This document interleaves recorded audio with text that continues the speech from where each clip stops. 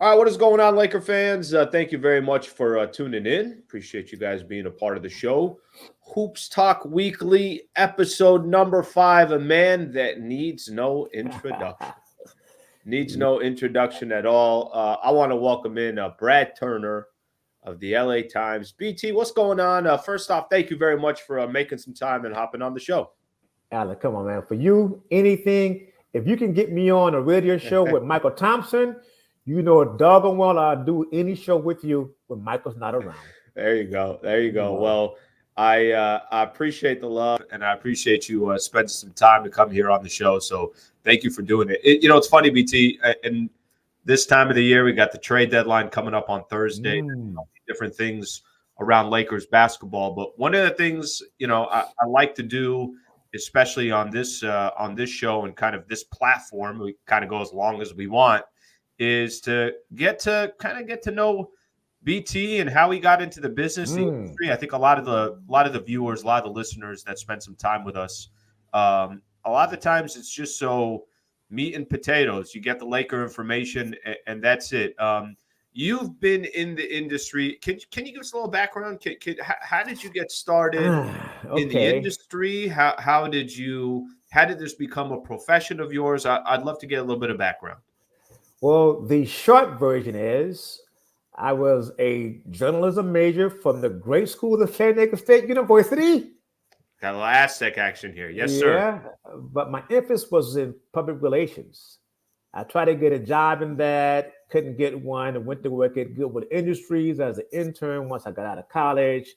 Went to work for a small PR firm that went out of business. Started working for a weekly newspaper in Pasadena, covering City Hall business. And at that time, UCLA were playing their football games at the Rose Bowl. Okay. So the gentleman that ran the paper said, "You're a one-man shop, basically. How about covering that game?" So that introduced me to sports. And I thought, well, why not cover the Lakers and the Clippers and USC and the Dodgers? But the Lakers had this guy named Michael Cooper who was from Pasadena. And this weekly paper I wrote for was in Pasadena. So I go to the game, I see Coop, and I'm saying, "Hey, Coop, man, I'd known Coop from high school." And he's saying, "What are you doing here?" "I want to become a journalist. I think I'm just trying to work at this. It's been fun." And so he's okay. I'll keep you around because you're my guy from Dena. So he keeps me around. I meet Magic. I'm a little shy. I meet Pat Riley and Kareem, all those guys. And so as I'm talking to them because of Coop, there's a guy from the Pasadena Star-News who saw me having these conversations with Cooper often and with Byron Scott and James Worthy a little bit. And he kept saying, "Man, you have a good relationship with those guys." I said, "It's because of Coop." And I told him where I was from. He goes, "Well, are you serious about this business?" And I said, "You know what? I think I am, but I'm not sure." He goes, "Well, if you are, you should give me a call and I'll introduce you to the sports editor of the Pasadena Star-News." So he did. At that point, I was told, "You probably won't cover much NBA sports. It'll be high school sports." So I thought, sure, why not? Went to the Star-News in Pasadena, started covering high school sports, and found myself thinking, I kind of like this. So you're doing football, baseball, basketball. I mean, I covered guys like Jarred Vanderbilt, who's now the head coach of Brooklyn. There's a guy named Stacey Augmon who played for the Atlanta Hawks for a while. So there were quite a few guys that I covered. Tracy Murray, Cameron Murray. I knew all those guys growing up, so it was a kind of a big thing to be able to do it. And it was only a part-time job, and I had 2 other part-time jobs, trying to figure out how I was going to make it work. But then I got a full-time job in Bakersfield, at the Bakersfield, California. And then that started me on this path to where I've now reached the LA Times. From Bakersfield, up there, I was covering junior college football, basketball, baseball, Division II, volleyball. Sports were big up there. From there, I went to the Riverside Press Enterprise to cover UCLA and a little bit of the Clippers, a little bit more Lakers, back and forth. So I kind of got a taste of it once I got back here. And I went from Riverside back to the Pasadena Star-News to cover the LA Dodgers. full time. Mm. And that was in 1994. And let me tell you something, man. Baseball was work, but I was told if you want to be a really good beat person, nothing can make you better prepared for that than covering the Dodgers, covering baseball. And that was accurate. And then from that point on, now I knew that I wanted to be a sports writer. And I ended up going, and then it was crazy. I went back to Riverside again to cover the Clippers and a little bit more of the Lakers. And then at Riverside, I had some success. I want to say the biggest story I broke was Shaquille O'Neal being traded from the Lakers to Miami. Wow. That was the biggest story that I had ever broken because he's a superstar. Sure. So that happens. And from that point on, I want to say 2008, the LA Times decided that I was someone that they wanted to hire. And in my small synopsis here, I've been there for 15 years now, covering the Lakers, a little bit of the Clippers, but mostly covering the Lakers. Okay, so for those who don't know, as a beat reporter, beat writer, can you just talk about, it's a question I don't think you and I have ever really talked about. I'm sure there's a fascination because here you are, you're traveling city to city, you get an opportunity in the case of the Lakers or any of these other teams, you get to, you're really, really a part of the mix. What's that grind like being a beat reporter?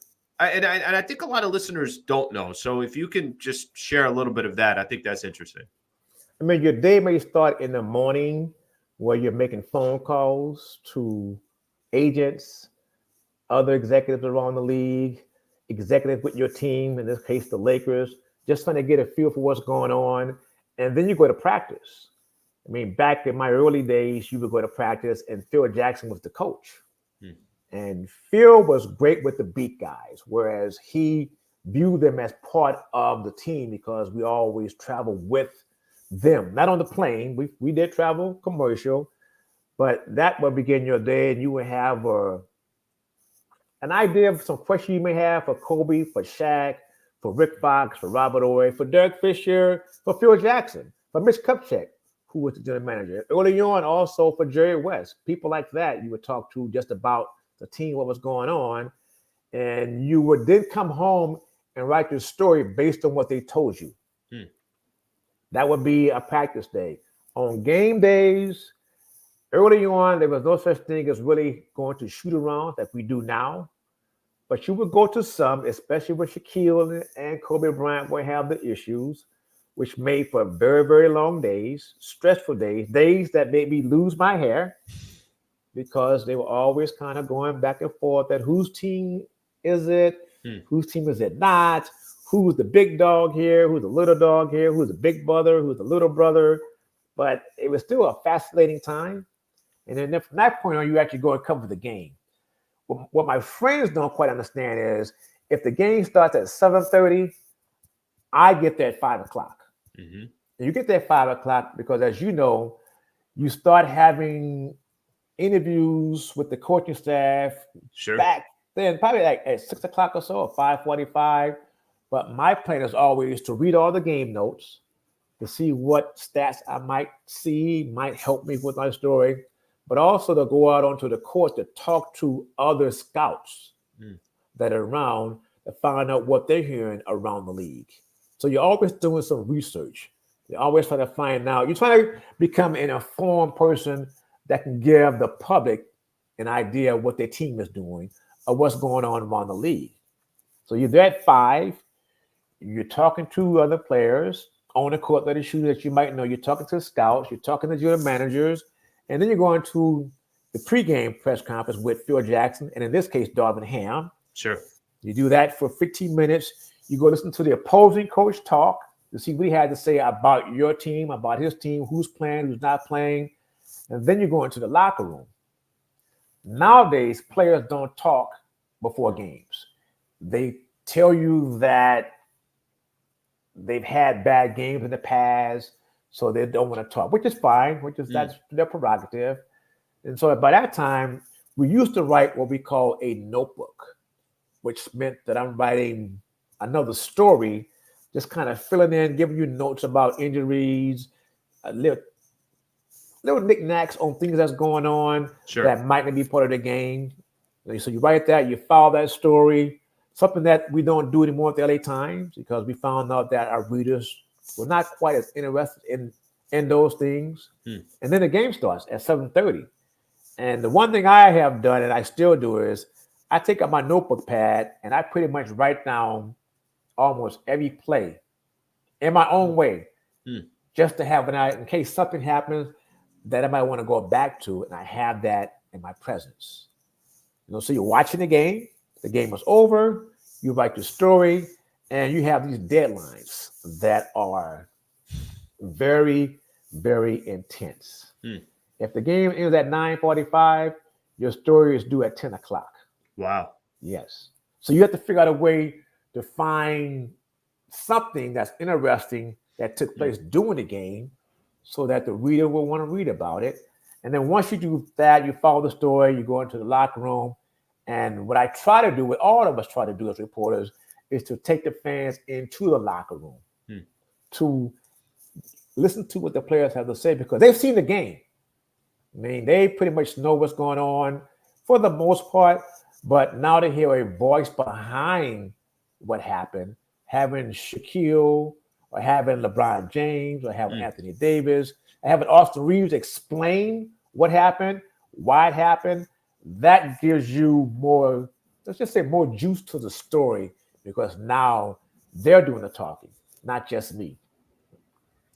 BT, it's by the way, it's a great way of laying it out because I think, I think there could be a little bit of a misconception of, listen, I think we both definitely love what we do and there's a reason why we do it. The job is a grind, right? Like there's a lot that goes into it, which is all good, right? There's people who are listening to this right now. Love it. They're working 10, 11, 12-hour days themselves, and they're grinding away, and they're like, what the hell? You guys get to cover the team. But it's interesting because most of the time, you're the one asking the questions. You're the one putting together the story. And I find it, at times just as interesting. It's almost like if you follow Brad Turner around for an entire day to see what he's doing and how he's doing it and why he's doing it and why he's trying to make this interesting compared to that, your relationship with the players or the coaches and everything else, it's a good kind of background to have. I got a question for you on the relationship side of things. So you have, as somebody that, for me, there are plenty of times where I get to, obviously interact with a lot of the reporters, a lot of people that are covering the teams, or they're working for the ESPNs or the Foxes or the LA Times, whatever it is. You are very, very unique to me because of your relationship with the players, with the coaches, with the GMs, with the opposing teams, with the Can you explain to me how you how you've created such close relationships, which I'm sure that's a very difficult thing to do. Some of the players are more guarded or maybe more standoffish, or, you know what, I'm going to always have my wall up. I feel like you've been able to kind of take that wall down. How do you think you've been able to do that? What is it about what you do that has made a lot of these players and coaches and GMs feel so comfortable talking with you? Alan, it may be something as simple as, hello, how are you doing today? How's your family doing? How are the kids doing? But really just, what's up, man? What's going on? How are you? Are things good? And you get an answer and then move on to something else, to another player. Treating them like human beings, which they are. And they have their good days, their bad days, their ups and their downs, like we all do. They may have a cold, they may have a sniffle. But I have found just saying, hello, how are you, is the best place to start without always asking a question about the game or something related to basketball. I mean, just recently, you bring this up, I was told that Spectrum is doing something on Torian Prince's clothes. And he and I have had a few conversations about clothes. And he'll wear something, I think, man, that's really nice. which is not about the game now. It's about what he wears. And he'll say like, hey, man, I've been checking you out. You come pretty clean yourself. Well, the other day I just asked him, I said, so I understand that you have a clothing line. I think something like that coming out. He goes, yeah, I'm doing something. So I said, well, have you ever been to the Paris fashion show? And if I recall correctly, he goes, I want to go, but he had gone to a fashion show with his kids a couple of years ago. I said, what was that like? He goes, it was fun, especially seeing my kids in their clothes. They're little kids, but it was a conversation that was about something else other than basketball. Sure. And we went from that to talking about Paris, which is, as everyone seems to know, I love Paris. And so I told him that I spent 36 days last summer in Paris. And he paused. He went, come on, man. That much time? Do you speak French? No, I do not. But I'm working on it, Troy. I'm trying to get there with it. I said, and I have a few clothing stores that I go to that I love to shop. And when I walk in, if it's the same guy there, he'll remember me and goes, my American friend. So our conversation went from the game they won, which was good for them when they were home last, to now talking about something that he loves to talk about, which is his clothes. And it's something that I love talking about. So that was an example of how he and I sort of have changed, sort of how we kind of grasp each other, because I like to dress nice as well. And I love seeing what these younger guys wear, as they call it, their fits. I want to see what they're coming in with. I mean, there's some things that he'll wear. I go, nah, I don't think I can wear that. He goes, you can rock it. I said, nah, I'm a little older than you are, man. Actually, a lot older. But he goes, nah, you can make it work. So when we have the interviews about the game, and there are 15 people around him asking questions, and sometimes we ask at the same time, but because he knows my face, knows my voice, he'll turn and look at me and answer my question. And I want to say that's probably built on us having talked about something other than just basketball, something that he loves to do. And it's a small thing, but it's something personal. It is personal. I think those things work a lot, and it helps to create a good vibe with the player. Well, for those who don't know, BT every summer goes to France, spends a lot of time in France. But that's such a good story. That's such a small story, but that's such a great explanation of here's an example. And I think anybody can use that as a good example in whatever you do, whatever profession you're in. Right. What it could be trying to develop some type of a personal relationship for whatever reason. BT, that's a great way to explain it, because the Taurean Prince one, I can see him now. You kind of, whether you tried to do it or not, you differentiated yourself from everybody else simply because, like you said, I'm just trying to have a regular conversation with another person, and obviously that comes with experience of what you do. Okay, I got one more final question on this, and then we could talk some Lakers basketball as well. Recently, at the LA Times, this was about 2 weeks ago or so. A lot of your, I'm sure, friends and coworkers and employees were unfortunately let go. The question I have for you is more to do with just the state of the industry.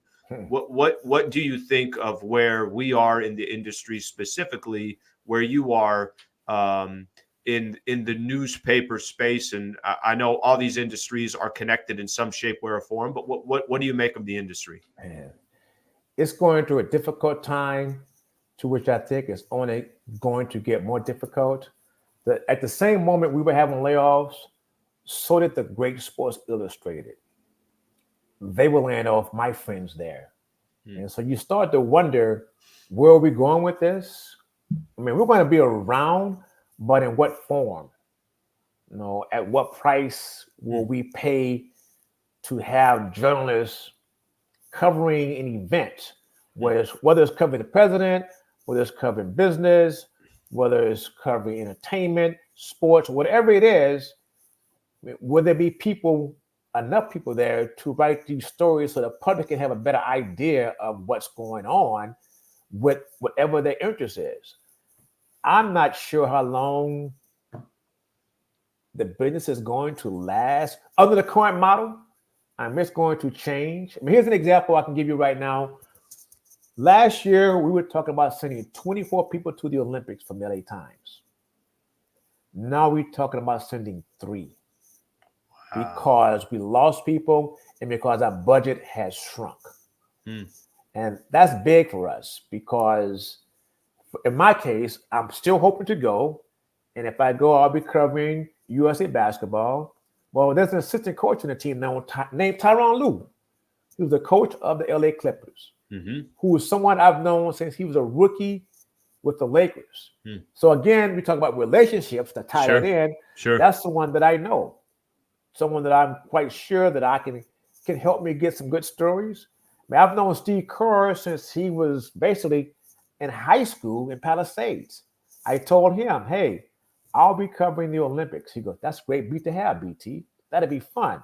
But right now, I don't know if I'm going. I hope I do. There's still a chance.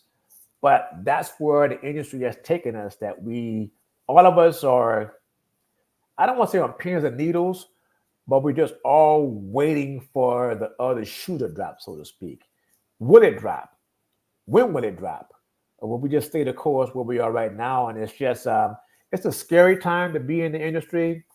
And for young kids that are coming out, that are in college, that want to be journalists, you might want to think again. You might want to go to law school. You might want to go to business school. I'm not trying to scare you guys, but it's just a difficult thing to do. And it's work. It's a lot of work, but it's just a hard industry to be in at the current time. Well, and I'll throw this in there too. And I think if I take my space that I'm predominantly in, which is the radio space, I think one of the beauties in today's world is at least now we're in a position where we'll use what we're doing right now on YouTube. This is my own little personal channel. And at least there are opportunities where more people can have a microphone in front of them. More people can have some video in front of them. So I think as the industry evolves, BT, I'm sure for as long as you were writing and everything else, it's like now I see, let's use as an example, yesterday, you're on Spectrum Sportsnet after the game, you, Geeter, and James Worthy. I see your face a lot more, and I think there is kind of an evolution to the medium in any capacity. But it's you're the right person to kind of ask on this, or just what you think. So I appreciate you kind of sharing your own personal story there. Oh, Alan, as I said, there's no Michael Thompson, so that means you and I get to talk a little bit more. All right. Speaking of. I thought Lakers are in the midst of this road trip right now. And there they were a couple of days ago after the loss to the Houston Rockets at one point down 30. The loss to the Atlanta Hawks at one point down 20. And then post-game show, just a lot of weird things going on, whether it's the LeBron tweet of the hourglass, which I want to ask you about in just a little bit, the Christian Wood stuff that was going on. Just the vibe was all over the place. And the Lakers, the foundation of it, they were continuing to lose. Lakers just beat the Boston Celtics without LeBron and AD. And then yesterday completely dominated the fourth quarter against a Knicks team who, listen, let me point out, they're missing a lot of key players, but they're still winning games. They've won 9 games in a row. Brunson has been balling out. They've been playing some really good ball. What do you make of these last 2 games? Just help me understand what the hell, what is this Lakers team? Man, some things can't be explained, to be honest. But I'll say this. Last night when I did the Lakers show with James Worthy and Geeter, it was because Mike Bressingham was homesick, and I hope he gets well really soon. I told them, hey, guys, I spent time with the Lakers in Houston and Atlanta, and they lost both games. I come back home, they win 2 games. I don't expect them to win. Is it me? And of course, James says, yeah, it might be you, BT. But he quickly also said, working in studio, you're now 1-0. 1-0. Yeah, they were giving you credit. They were giving you credit there, BT. Man. The win at Boston is the one that caught me off guard. I don't think any one of us saw that happening. I kept thinking Boston is the best team in the NBA, and no matter what the Lakers do, they can't beat that team. Well, I was wrong. They beat that team. What I watched doing that game on Thursday night was a bunch of guys that would play with more joy, more freedom, sharing the ball more. D'Angelo Russell had 14 assists. Didn't shoot it well, but he was running the offense. You had Austin Reeves that was basically saying, as he always liked to say, I'm him, well, he was him. You had Rui. You had Jackson Hayes playing well. I mean, everyone played their roles. To quote the great Frank Vogel, they were all stars in their role. And it took them playing that way to have a chance to beat the Celtics. I mean, I kept thinking Boston will get it right. They'll run them down. They'll figure out a way to get back into it. But the one thing we know about NBA players, once you get confidence and it grows and you're seeing success behind it and everyone's enjoying what they're doing, you're playing with joy, with love, with passion, you're competing, and you start realizing we can beat this great Boston Celtic team that many people, including myself, think can win the NBA championship. Will win the NBA championship because they are that good. They played, to me, that was still the most impressive win of the season. The win at New York, the most impressive quarter was the fourth quarter. That defense was incredible. Lockdown. Oh, my God. I mean, there's at one point where New York only scored 10 points, right? Up to the last 2.5 minutes of the game. Sure. You know, so, and AD and LeBron came back. And I got to think that it opened the eyes of AD and LeBron. In a way, it reminded me of when the Lakers made that trade last year.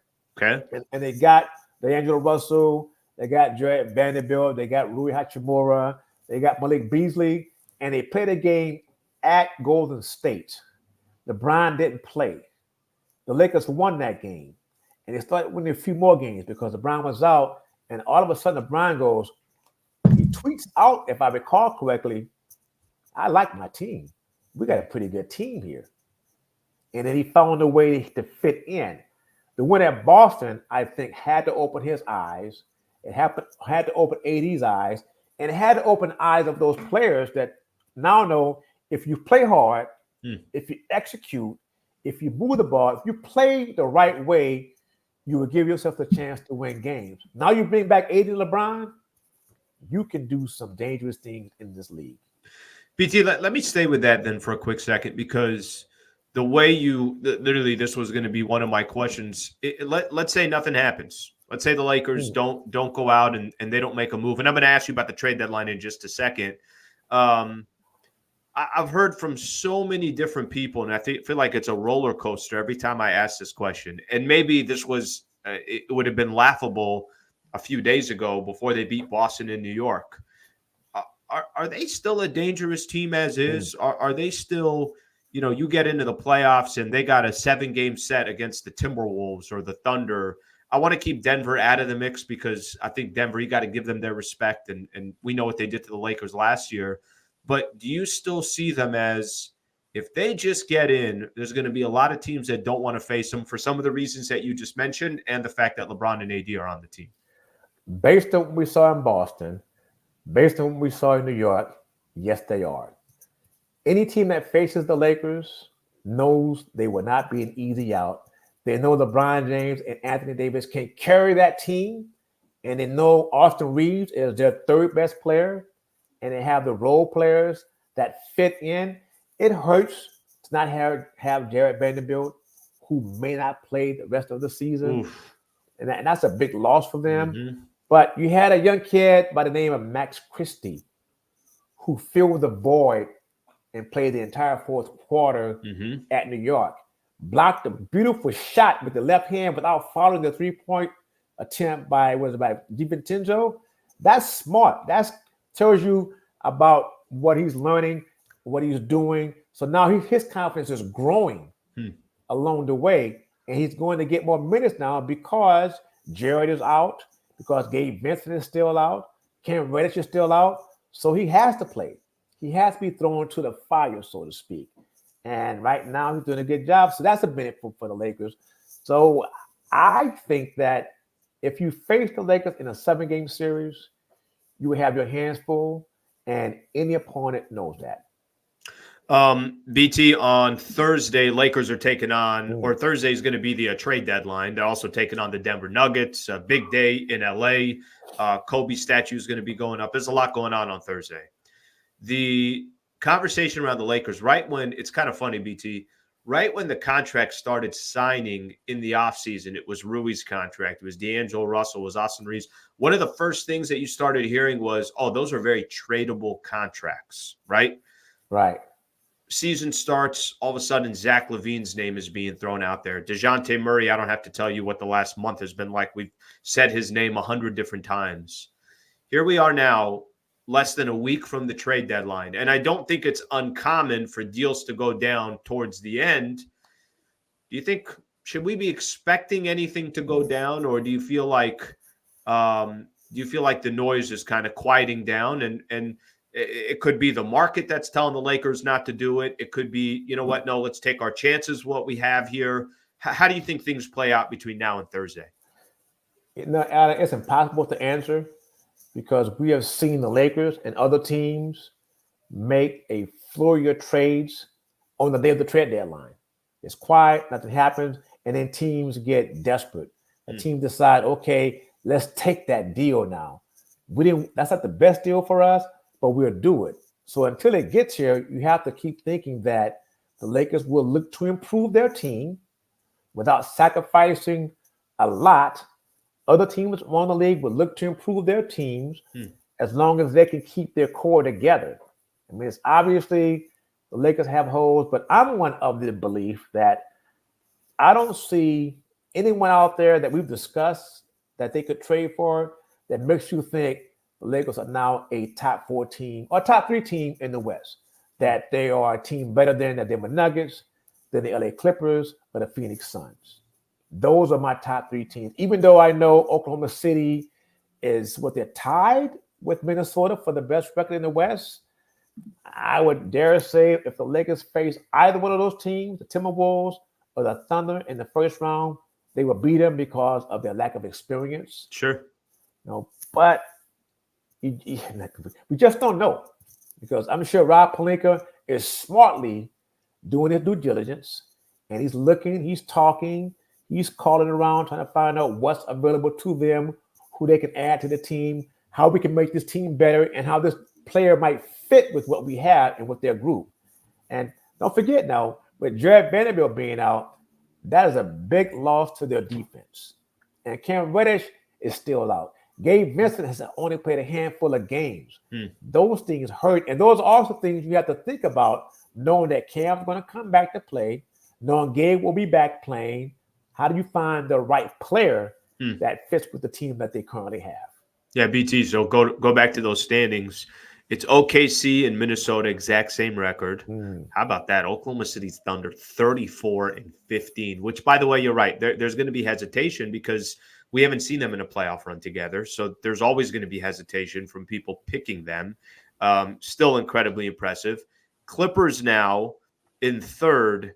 Denver, basically the top 4 teams in the NBA are separated by 1 game. So it just kind of shows what that top 4 looks like. You mentioned Vando for a quick second. I want to go back to him real quick. It sounds like from some of the reports that were out there, and they're waiting to get more information. I saw Woj had put something out as well. He was talking about it. This could potentially be, and we don't know as of yet, but it could potentially be season-ending surgery if he does, obviously get the surgery. You mentioned his name a couple times, and I didn't even set it up. You just kept talking about how important of a player that he is. What about him and his game? And what about the kind of the Lakers situation where defenses, sometimes it shows up, sometimes it doesn't? I mean, the 5 games before these last 2, they're giving up 138s, 135s, 125, like it was nothing. And then all of a sudden, these last 2 games, they give up 105 points in each one of those games. If Vando can't go, or we don't see him for a while, just how much of an impact do you think that will have? It's huge. You can say Jarred Vanderbilt, go defend Steph Curry Everyone else just go out their own man. I help out. You can say, Vando, go and defend Kevin Durant, Devin Booker, and we'll take care of the other 4 guys. That says a lot about how tough he is on defense and how he's a versatile defender. And with Vando's energy and his effort and his selfishness and how he's willing to sacrifice his body, and he's a great athlete, that's what they miss. The energy is something you just can't make up for. No, he's not a great outside shooter.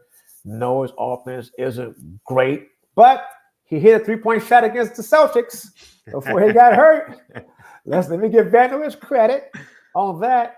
But you can't make up for that. He is their best wing defender. And the second best defender behind Anthony Davis, that is missed and will be missed as long as he is out. BT, I got a couple more for you, and I really appreciate you taking the time here on a Sunday. What did you make? You know, LeBron didn't say much yesterday about his tweet, the hourglass tweet, and it's like I said, it's been an interesting week for the Lakers, but it closes out with 2 road wins, and who the hell would have thought they got a chance tomorrow against Charlotte to close out this road trip 4-2, which is incredibly impressive if they can make that happen just based on the circumstances.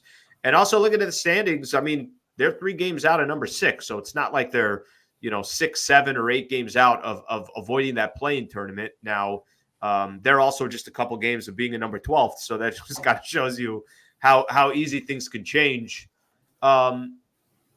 What did you make of Bron's week? Bron had the hourglass tweet. Rich Paul had to come out and basically say, hey, LeBron is not being traded, nor are we asking to be. Just what did you make of the last few days around LeBron James? I just kept thinking, this is typical LeBron James during the course of the season. We saw this in Miami. We saw it back in Cleveland when he went back for the second time. We saw it a few times with the Lakers prior to this season. It's who the gentleman is. He likes to put out cryptic tweets. I don't know if he likes noise. He enjoys that sort of thing, but he does want to win. I just kept thinking hourglass means time, right? What does that time mean to him? He's 39 years old. He wants to win another championship. Does that mean it's time for the team to start playing better, which they did after that? Does that mean it's time for Rob Pelinka and the Lakers to make a move to get them a better player to have a chance to win an NBA championship? Is it time for me to walk on and go somewhere else and play for another team next summer? Who knows? He wouldn't answer the question. We can only guess and speculate. I'm not a mind reader, but I play one on TV. I kept thinking that it meant we need to make a move to get another player to help us out. I could be wrong. It could be something entirely different. But until he tells us the true answer, we're all left just to wonder. And I don't think we're going to get that answer from him. So we'll just continue to speculate and do that right there. Okay, BT, final one I got for you. Kind of a roller coaster season for the Lakers head coach Darvn Ham. When things are not going well, there's a lot of fingers pointed at him. And when things are going well, people, it seems like, refuse to point the finger at him and say, oh, because he did something. It's just, and this is just, I guess, the life of the NBA, but there's not many compliments that go towards Darvn Ham. It's just the finger point at him if things aren't going well. Your perspective, your observation, his second year as the head coach of the Lakers. What are some things that you see from Darvn Ham that you say, man, I really, really like this about this head coach? And what are some things that you say he's going to have to get better in these areas?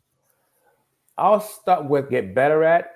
I recall last season when they got Rui on the team, and then Rui played pretty well.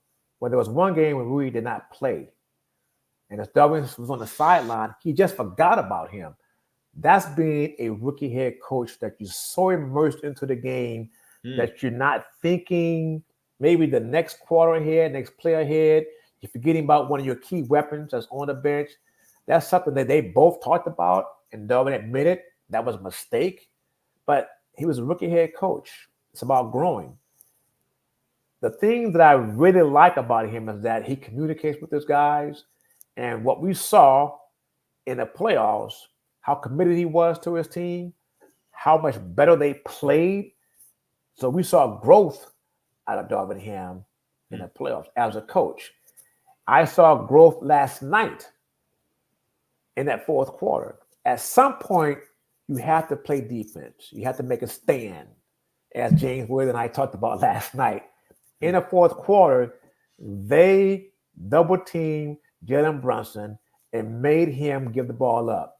And they made sure that the guys that were shooting threes were the ones who are not very good three-point shootings in Jason Hart. They stuck with DiVincenzo more often. They befuddled the Knicks so much that it changed the course of the game. And that was all based on Darvn Ham and his staff putting in a game plan and making adjustments as the game went along, because there was a time where Jalen was just having his way. And he's an all-star. He's great. But things changed in the fourth quarter. That, again, showed me growth of Darvn Ham, who can make adjustments during the course of a game, despite what others may say. BT, I don't think I need to tell you that it's going to be an interesting rest of the season. I think that's always associated with Lakers basketball. Thank you, brother. I appreciate you doing this. I know a lot of the people that follow me and spend time on this YouTube channel are going to enjoy this chat and this conversation. So thank you very much for taking the time. Again, as I said, it's me and you and not that other guy. Not three of us. My brother. All right, that is Hoops Talk Weekly, episode number 5. Our guest, Brad Turner of the LA Times. Laker fans, appreciate you guys tuning in. We'll be back tomorrow after the Lakers take on the Charlotte Hornets. Thank you, and hope you guys enjoy the rest